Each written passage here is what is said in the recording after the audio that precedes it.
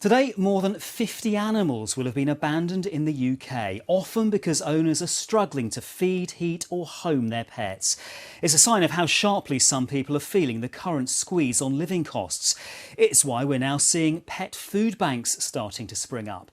Today, a new one officially opened at Boscombe in Bournemouth. Steve Humphrey was there.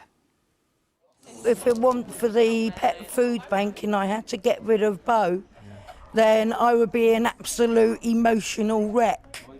The new pet food bank in Boscombe, which officially opened today with some doggy treats, has already helped Debbie and her 10-year-old collie Bo. I've got severe depression and my dog Bo keeps me going. He's the one that's always been there for me.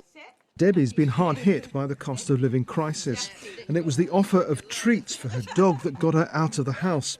I think it really brings people to the food bank that are suffering from anxiety. If they're coming for their pets and they know their pets are being fed, they'll more likely to come, more likely to open up and talk about what's really going on for them, depression and other issues. So lovely. Because of the rising costs of living, I've heard many stories that people have had to get rid of their pets because it's feed their pets or feed themselves. In fact, the RSPCA says just over 7,000 abandoned pets were reported in the UK in the first 5 months of last year.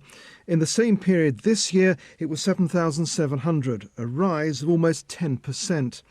Here in Boscombe, the pet food bank is situated at the Feed Our Community Centre, with supplies for dogs and cats being donated by individuals, groups and local businesses.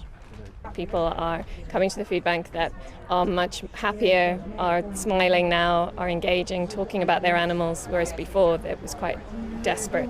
This is the 7th pet food bank which has been set up by Dorset Dogs.